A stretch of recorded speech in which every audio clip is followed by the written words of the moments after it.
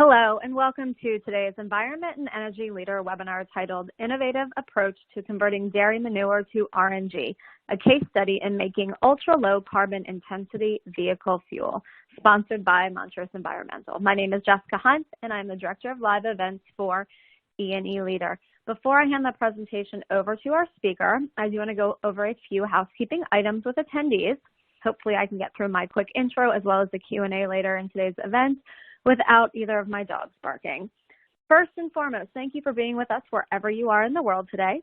In case you are unable to join us live, this event will be available on demand by this evening. If you happen to have any technical issues at all during the event, please troubleshoot first using the help widget at the bottom of your console. And in case you need additional assistance, please send a message to me via the Q&A widget. Attendees do have the ability to chat with each other during the event as well. To utilize the attendee chat feature, you may have to double-click on Enter Your Message. And we are having a Q&A session at the end of the event, so please submit questions for our presenter during the next 30 to 40 minutes. If we do not get a chance to answer your question during the live event, the speaker or a member of his team will follow up with you as soon as possible. And enough from me. I am pleased to welcome Jacob Stern, VP of RNG Product Delivery at Montrose. And at this point, I'm going to hand the presentation over to him, and I will rejoin everybody for the Q&A. Thank you so much for being here, Jacob. Thank you, Jess. Can you hear me okay? We are good. Awesome. Thank you. Well, good afternoon or late morning to everybody on the call. I wanted to say thank you for the opportunity to present this information and talk about Montrose and our RNG team. As Jess mentioned, the title of this presentation is Innovative Approaches to Converting Dairy Manure to Renewable Natural Gas. And we'll talk a little bit about what these processes are, what Montrose is doing in this space, as well as specific application of our facility that we built and are operating in Arizona. Hopefully wrap up, as just mentioned, with any questions or comments about the technology or our processes, and look forward to the conversation. Look forward to answering any questions you might have. So thank you again. The picture you see here of these cows, these are cows that live in a dairy in Arizona, the Paloma Dairy outside of Gila Bend, Arizona. Montrose, in a greater picture, does a number of things, but ultimately our vision here is to improve the air we breathe, the water we drink, and the soil that feeds us.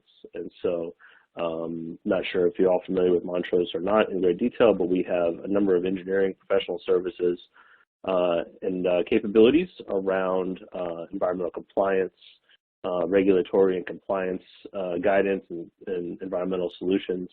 We also have emergency response, monitoring, testing, LDAR programs, and the team that I'm a part of is known as Montrose Water and Sustainability Services. We focus on engineering, procuring, constructing solutions, mostly for forever chemicals, specifically PFAS related chemicals, emerging contaminants, and as well as, in this case, renewable natural gas.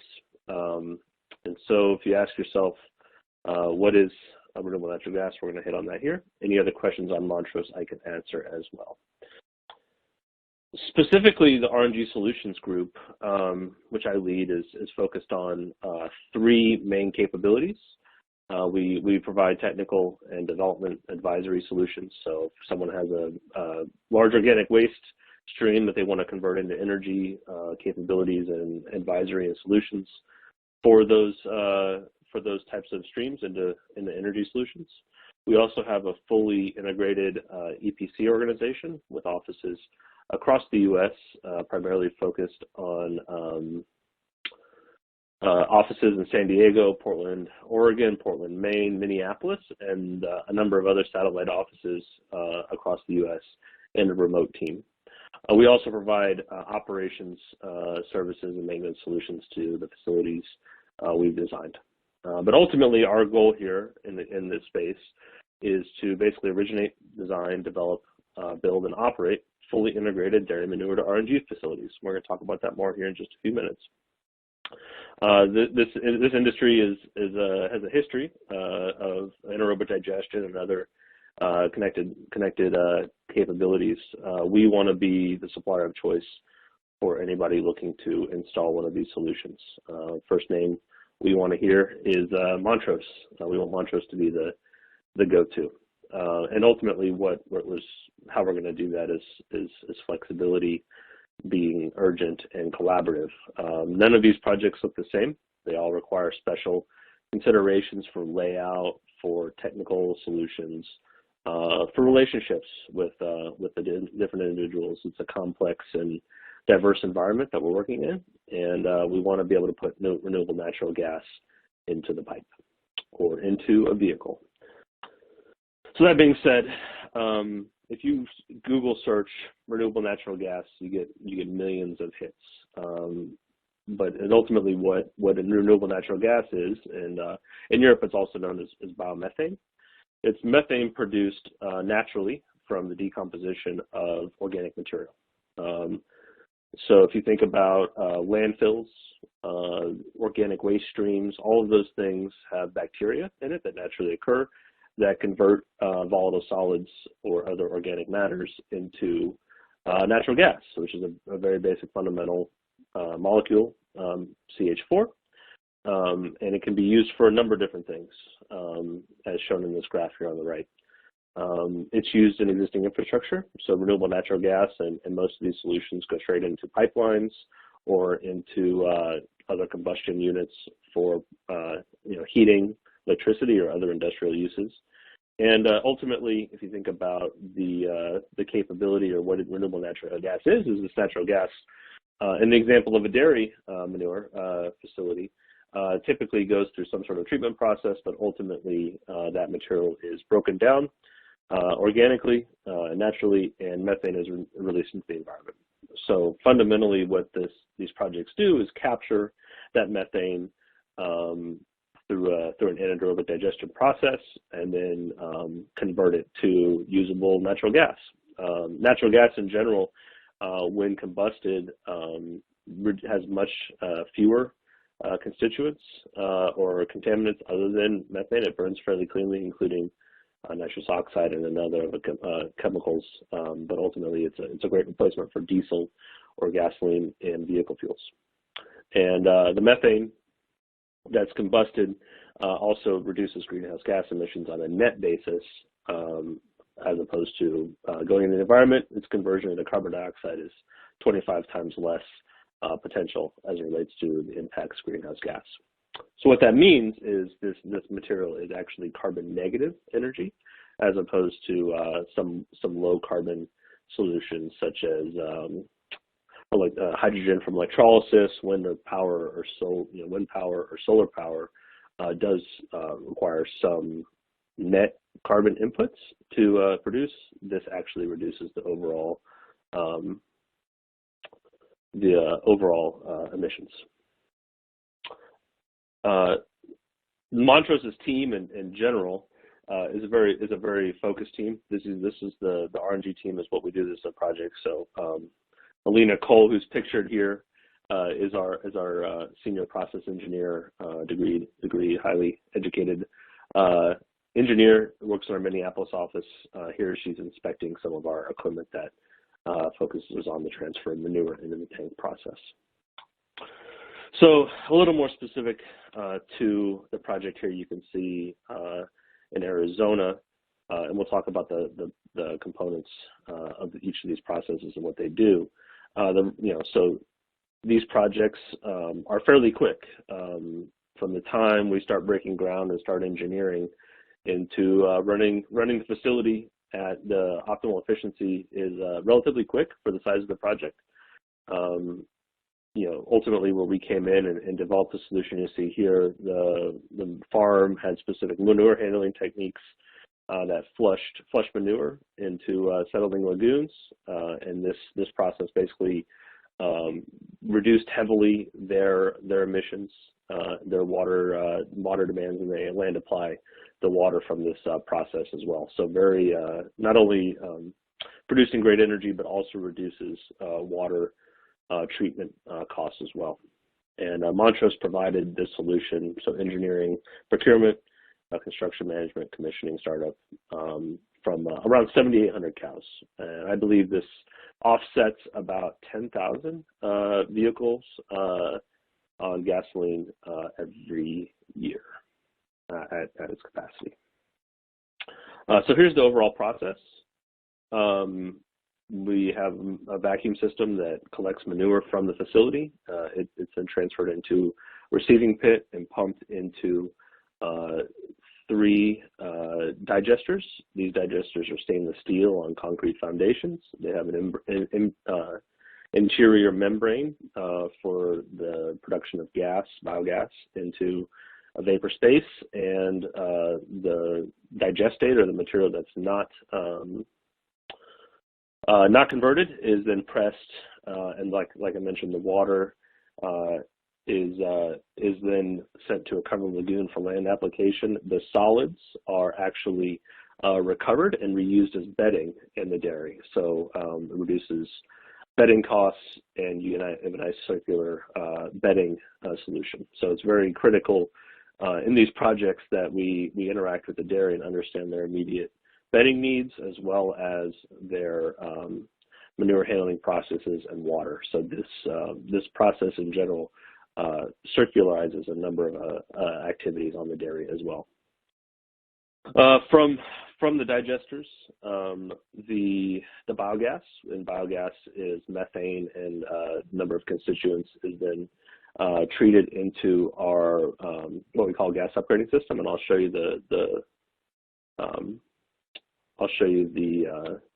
details of the system. Ultimately, you have a number of separation steps, so water, H2S, compression, and then treatment through a membrane system to remove any carbon dioxide, and then to a final compressor, and ultimately into the pipeline and Southwest Gas. So, the gas that comes off this facility is no different than the gas that comes off of the gas into your house if you have a gas heating system, and that's the process here.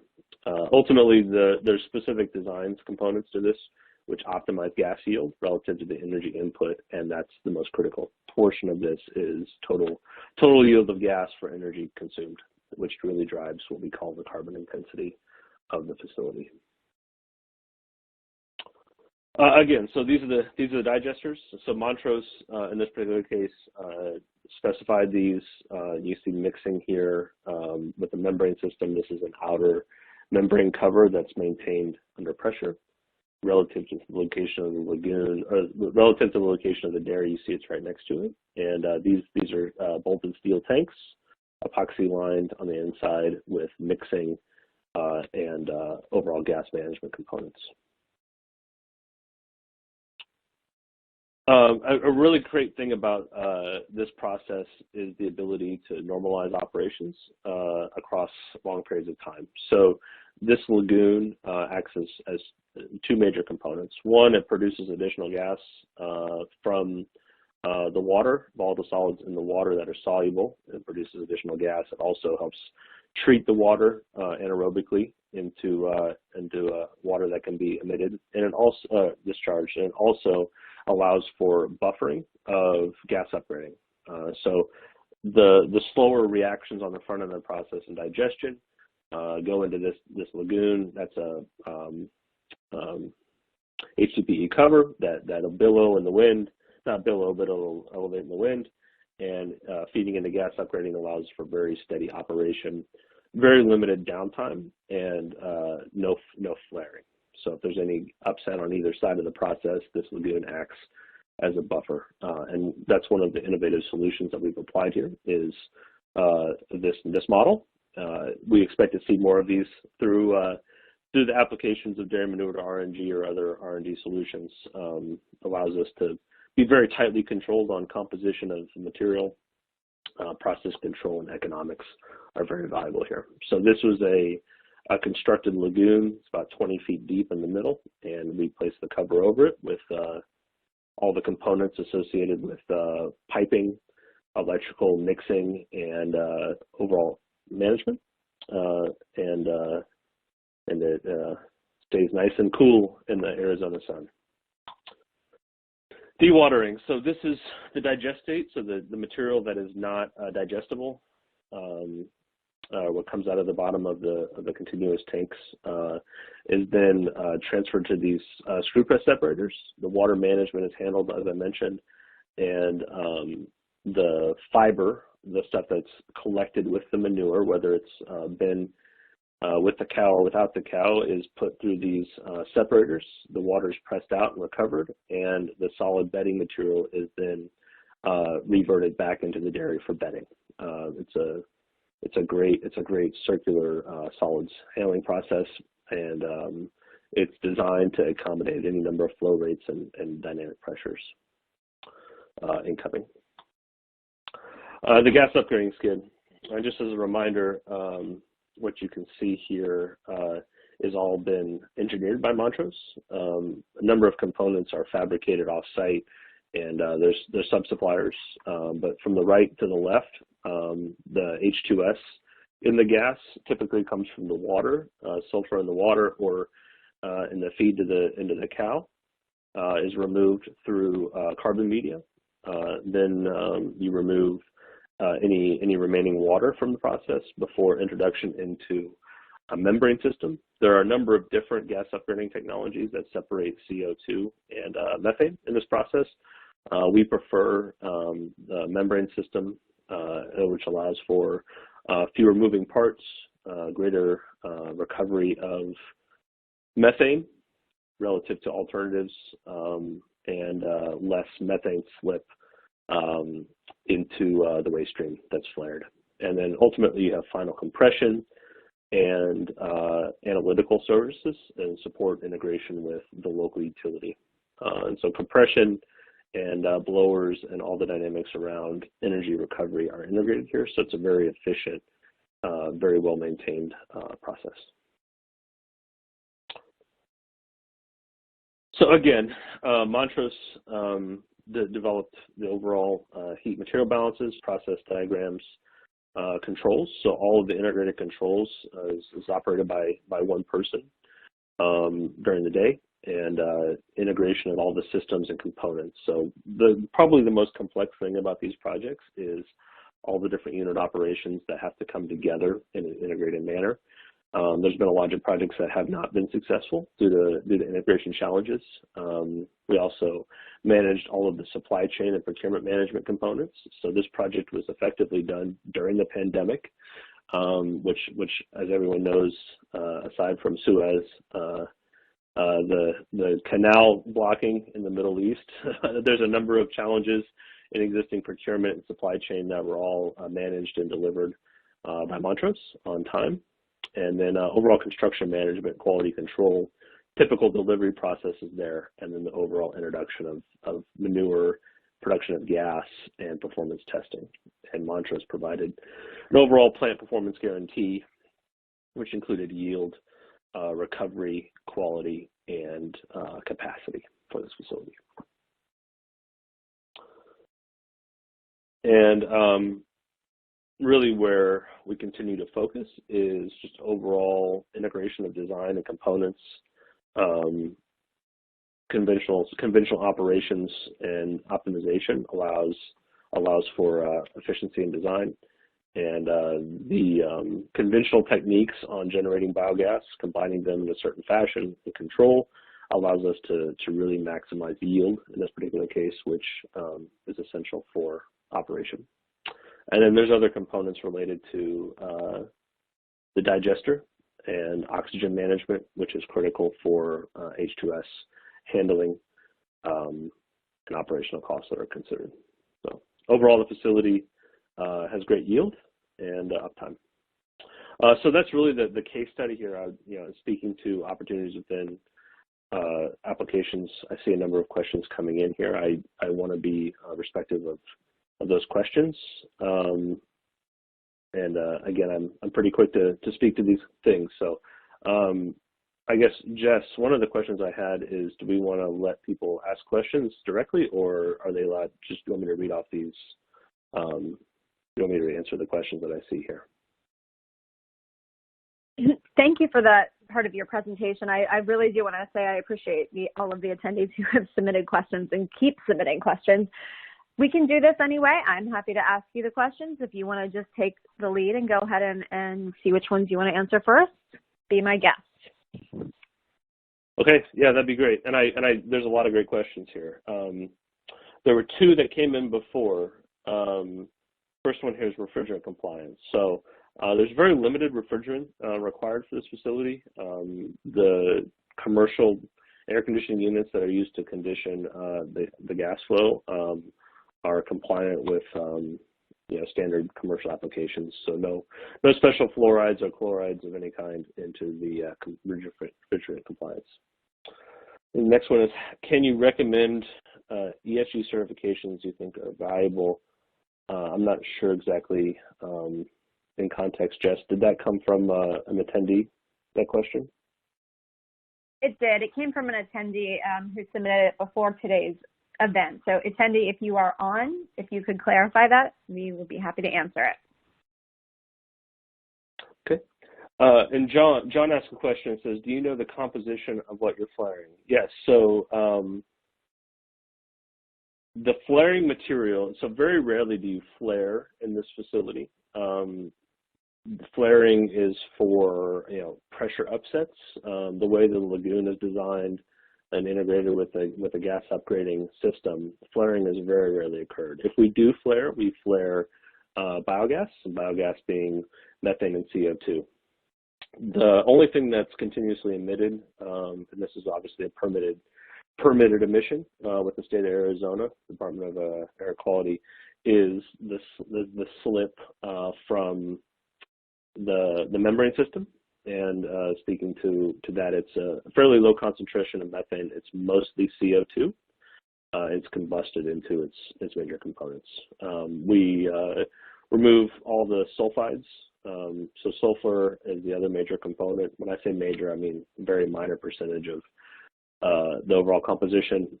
There's effectively no sulfur in the membrane system, and so it's mostly just CO2 that's being flared. In some cases, in more advanced applications or larger scale, that CO2 is sometimes captured and liquefied and used for other industries as well. So very, very few emissions from this. And then flaring, like I mentioned, is some components. Let's see. The instruments and the technical concentration. Methane concentration, Ed asked the question, what's the methane concentration at the inlet of the thermal oxidizer? It's typically dependent on the concentration of oxygen in the gas, typically less than 3 to 4% methane. Those are typically the performance specs of the facility. Let me see here. Ed asked another question. How many Montrose RNG projects on farms versus landfills? So Montrose actually does landfill gas collection as well. We have a group, our Portland, Oregon group, led by Dan Wainio, been in the industry for a long time. So we do both dairy farms and landfill gas projects. And so the back end of these facilities do have some slight differences depending on composition. In this specific solution, pretty straightforward technical solution, but we do dairy farms and landfills as well. In total, our experience, whether it's EPC work or consulting, is fairly long. We've been in this business for a long time. Individuals have been working on these projects for many, many years. We work on many projects a year. Another question from Ed. With all the fiber, does the press require more polymer than other dewatering applications? So there's no polymers added to the dewatering system. It's a pretty straightforward water solid separation system maintained on a head pressure. There's this header above here, and no polymerization is added. So a very, very few additives here. The only additive that we maintain is oxygen for hydrogen sulfide control. And I'll answer the economic-driven questions. Ed, lots of questions from Ed. Thank you, Ed. Equipment lifetime expectancy for membrane separators. You know, the mechanical components of the membrane system will last a long time. The design expectancy of this facility is very long. I would have to find out exactly how long the membranes last. As long as they're not exposed to any particular contaminants, I believe they last for a very long time. So it's not even included in operational estimates for membrane separation systems. And speaking to that, just overall options on the amine systems or pressure swing absorption systems, those do have media requirements that are a little more complex in operation. Oxygen. So as I mentioned, oxygen is injected into the headspace of the 3 digesters as well as the entry into the gas upgrading system. It's delivered by liquid oxygen systems from a local supplier. Very, very little amount relative to the raw gas flow. Oh man, there's lots of questions. Yes, that's an understatement. There are tons of questions here, and we appreciate everyone. Okay. Yeah. And I'm available, so I think you guys are going to get a presentation of this material afterwards, emailed. Please reach out. We can have one-on-one conversations on these. We're really excited about this industry. We're growing rapidly, and so any opportunities we can get to support folks in this space, we do feel it's our core mission to help deliver these solutions well. And so happy to answer these questions. Let me make sure I answer any more technical questions. Raphael asked, do you liquefy CO2? If there's a economic justification for that as a value stream, we can install a CO2 liquefaction system. That's typically a package unit, but there has to be a demand for the product. Otherwise, it's simpler, and the owner of the facility would prefer to just emit it. We can permit it as such. What is the H2S level? And that, Jess, that was question 20. John Deneen asks, what is the level of H2S that comes out of the digester? So the concentration of H2S depends, like I mentioned, heavily on the water, the sulfur and the water content, the sulfur content in the water, as well as the feedstock. We control to a level that's optimal for the separation step in the membrane system, as well as the performance of the carbon media. There are alternative H2S removal systems, and our gas separating system prefers a content. So these H2S vessels here on the right, they prefer a range of, for life cycle costs, a range of anywhere from 1,000 to 4,000 to 5,000 ppm, and basically exit at 0 ppm from the facility, from the vessels, excuse me. Next question from Winston. Were you able to secure feedstock, and for how long? So Montrose does not participate here in feedstock agreements or offtake agreements. We provided EPC services. Feedstock and offtake agreements are a complex dynamic in this industry. Ultimately, that's not part of our business. I can't answer that one.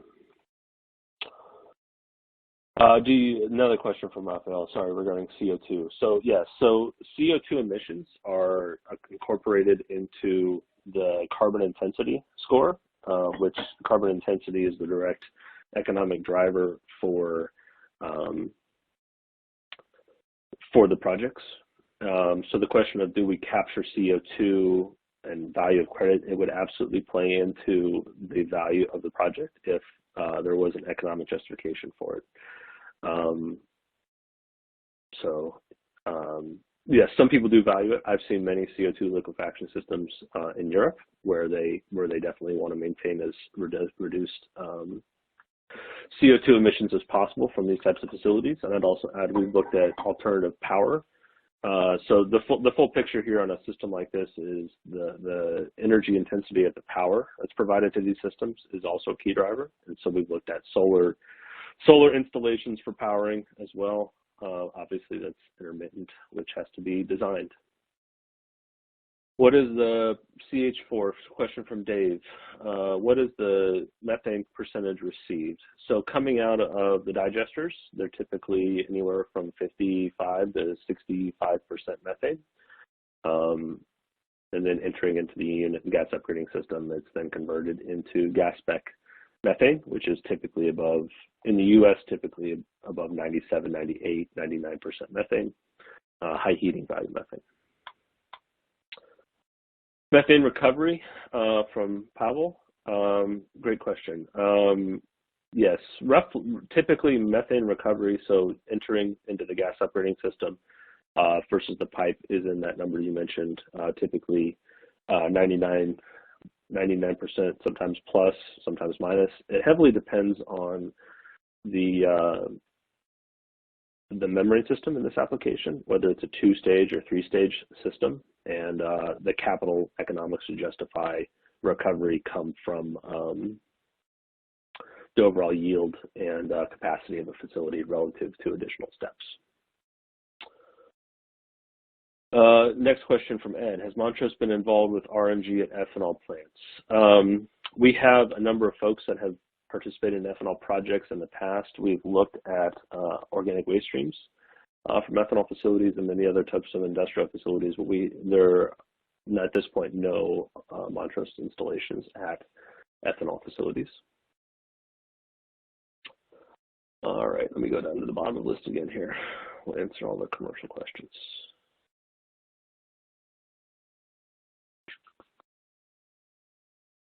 I see a couple questions regarding minimum size in the dairy herd. So this is probably what we spend the most time internally in our technical solutions group talking about is minimum dairy herds. So there are better people to talk about this than me. I'm more on the delivery side, making the projects happen.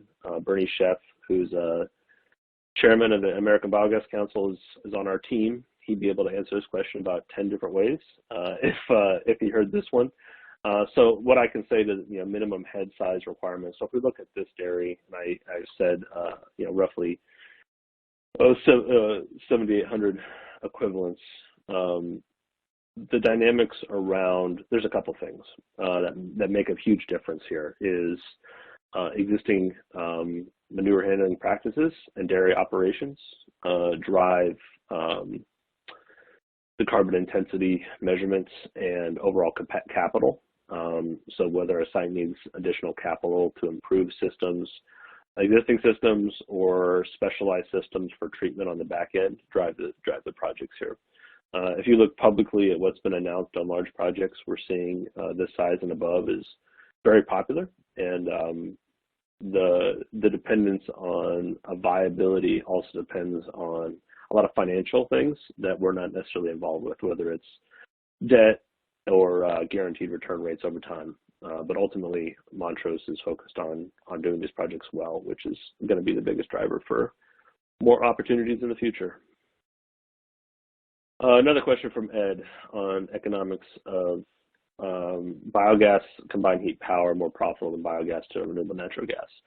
And so this question here on use of combusting biogas for heat or power versus conversion to RNG is primarily driven off of renewable energy credits, both federal and state-driven programs, and that's the big driver right here. So we see a lot of conversion of CHP systems into gas upgrading systems for use in vehicle fuels and pipeline natural gas. Profitability depends mostly on the value of those credits. Question from Tiffany. How long does it take?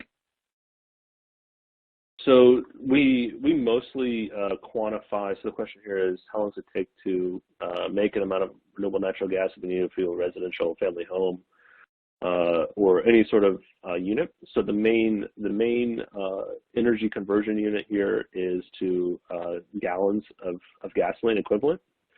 And so a facility like this produces about the equivalent of 10,000 cars per year worth of gasoline. And so you'll see industry or commercial applications of renewable natural gas vehicles that, in the case of actually in 2022, the renewable natural gas demand, the natural gas demand for vehicle fuel in California was actually completely supplied by renewable natural gas. And yeah, I'm sure people have seen headlines that say 100% of the power consumed in California recently has been for the renewable sources. This is a major driver to that component. Another question from Tiffany: what is the price difference for renewable natural gas versus natural gas? So the price difference is mostly driven off of the credits assigned, and we have folks that can better describe the crediting system there. That's question number 11. And again, it's the price difference is again driven off of the market for purchasing credits, renewable natural gas credits. So this solution qualifies for D3 RIN and also carbon credits under the California Low Carbon Fuel Standard. Raphael asked the question: what for Montrose the criteria of a farm to offer the solution? We visit a lot of farms. Travel a lot. We see a lot of different farms across the U.S. Criteria is someone that wants to install a great solution. This team here in Arizona, they have a very strong passion. The dairy has and continues to have a very strong passion for a solution here, and it's driven off of a want to. And so if we see a good developer or a good dairy that wants to do something well here, we're happy to jump in. But we'll go anywhere and everywhere for making renewable natural gas. Ed asked another question. Yeah. Am I doing okay? Sorry, I was just saying, this is a fantastic discussion that we're having right now. I just wanted to piggyback on that question. Piggyback on your answer, if a dairy farm is ready to go and you go and do a site visit, what are some of the biggest obstacles that you have to work through in order to get this up and running? So typically, there's a couple things that we look at really early. Existing dairy operations. Does the feedstock and manure quantities can be measured based on head count, pretty straightforward. You get into the dairy management practices that have to be carefully considered. One of the bigger challenges with certain bedding applications is sand, and the management of sand and separation of sand from digesters is a big challenge.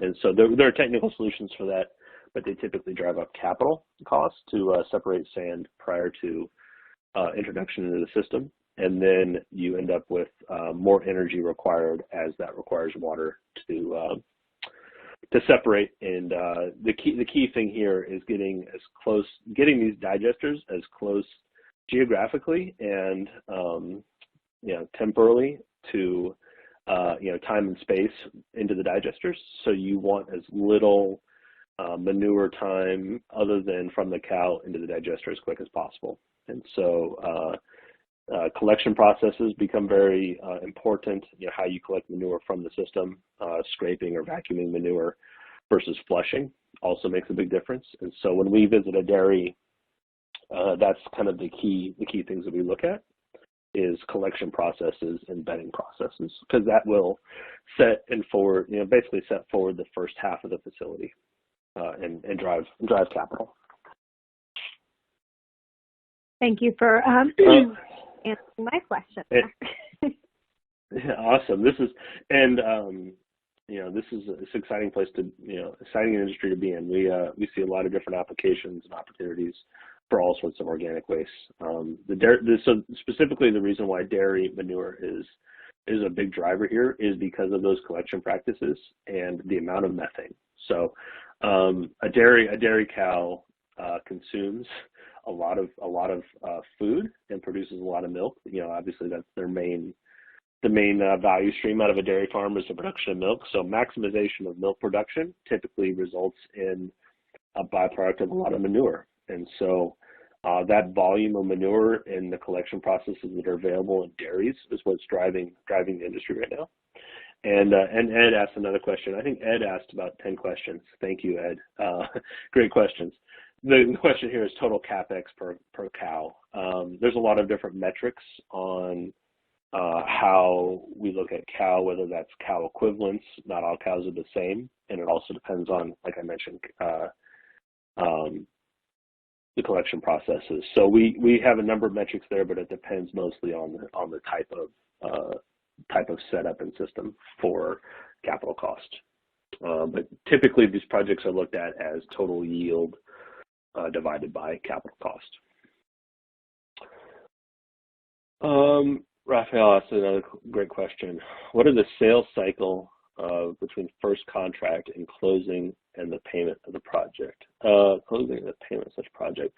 So typically from feasibility through gas in the pipe, the delivery process for that project takes us about 14 to 15 months. If you include time for financing, time for contract reviews and all that stuff, it does extend, but we are seeing the shortening of time pretty quickly.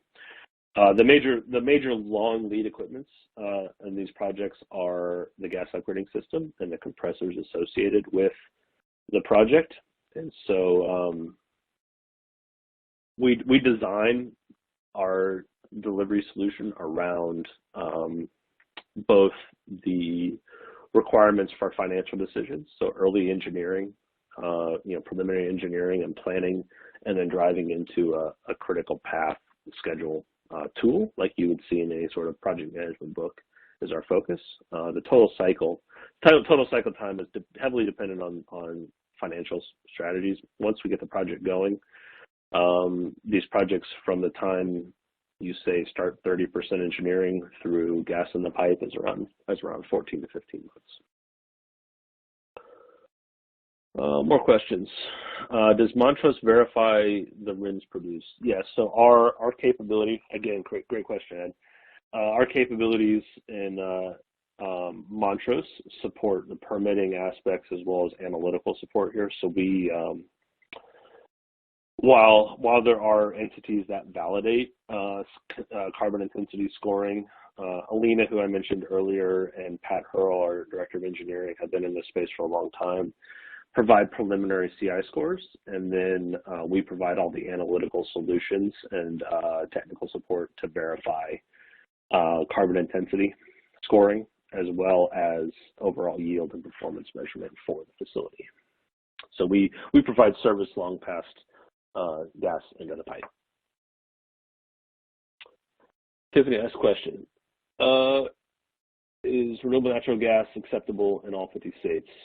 Yeah, so the usage of this product is great because it's easy to put in the existing pipelines and infrastructure for this facility. More than likely, a small component of your natural gas, wherever you're at in the United States, probably has a little renewable natural gas in it.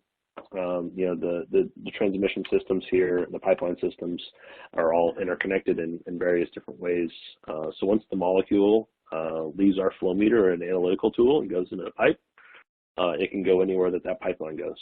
So the overall infrastructure is actually one of the reasons why we really like renewable natural gas is because there's a home for it right away. Awesome, lots of questions. Dave also asked a question on cycle time. I think that one can be closed. A total footprint of the system from Dave as well. So the footprint is really driven off of a couple things. Obviously, this lagoon here is sized.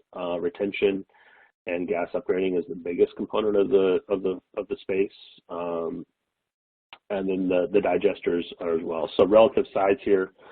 This is about, I believe, I want to say it's about a football field wide and about 3 football fields long.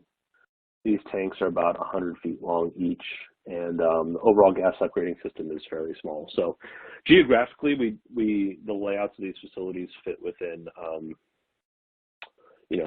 few acres, and can be optimized within the dairy operations as well. So luckily, these dairies are not in usually metropolitan areas, and so there's space to work with and the dynamics around their existing operations are considered in the development of the project.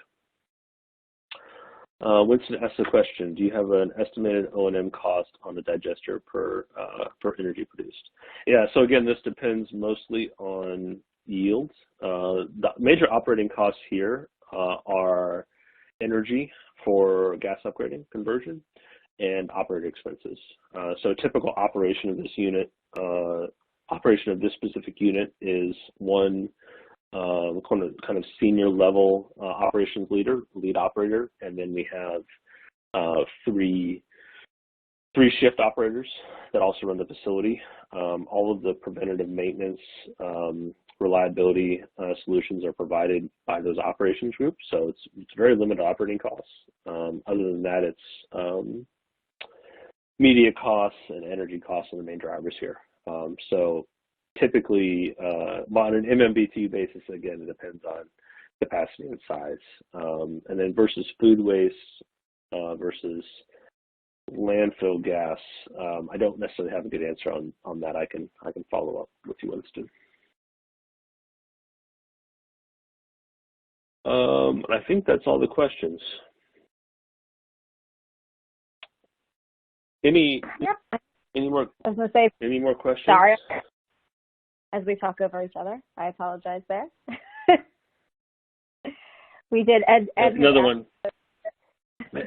Man, Ed, we need to talk more. Great questions. Is the farm site in Arizona an integrated site where crops for forage or corn and soy are grown adjacent to the dairy farm? Yeah. So that dairy does grow a number of different crops. I can't speak exactly to which ones, but that's what you're continuing to see in dairies, and dairies and farms in general continue to optimize within the industry that they provide. So supply chain inside the dairy is critical. So like we provide water to them.